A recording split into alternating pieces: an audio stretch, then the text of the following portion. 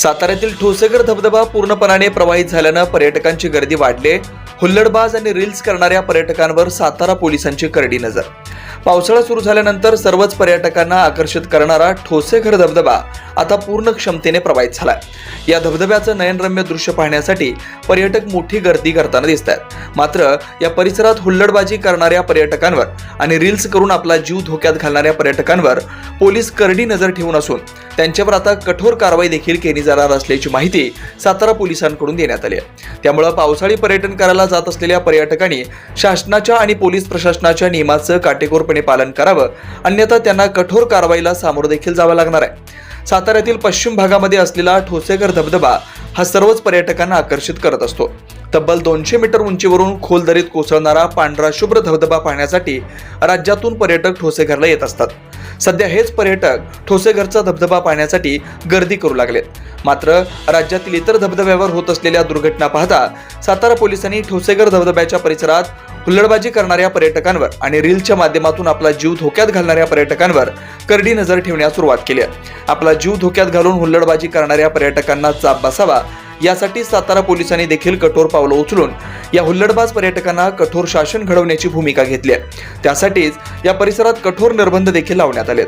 या निर्बंधांचं पालन पर्यटकांनी न केल्यास त्यांच्यावर कायदेशीर कारवाई देखील केली जाणार आहे.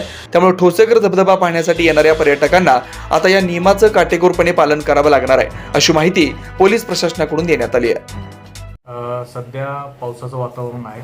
सगळीकडे पावसाचा जोर वाढलेला आहे. त्यामुळं बऱ्याचशा ठिकाणी धबधबे आणि जे पर्यटकांचं जे आकर्षण आहे असे धरणं धबधबे असे बरेचसे सुरू झालेले आहेत.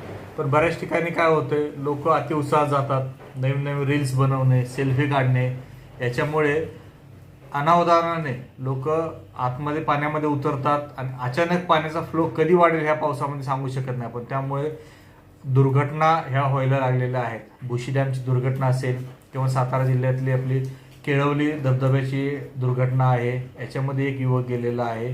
त्यामुळे मी सगळ्यांना, एक नागरिकांना, पर्यटकांना एक आवाहन करू इच्छितो की जे नियम ठरवून दिलेले आहेत वन व्यवस्थापन समितीने किंवा शासनाने किंवा पोलिसांनी, तर कृपया त्या कठड्याच्या पलीकडे जाऊ नये. जे ठराविक दिलेलं आहे अंतर, तुम्ही त्या ठराविक अंतरापर्यंतच जा, मजा करा, आनंद घ्या. पण अति उत्साहामध्ये कुठलंही असं काम करू नका की जेणेकरून तुमच्या जीवितास धोका निर्माण होईल. आणि बऱ्याच ठिकाणी जे काही मुलं दारू पिऊन धिंगाणा करणे, हुल्लडबाजी करणे, अशावरती आम्ही त्यांना कठोर कारवाई करणार आहे त्यांच्यावरती. त्यामुळे कुणीही धरण असो, धबधबा असो, अशा ठिकाणी दारू घेऊन येऊ नये.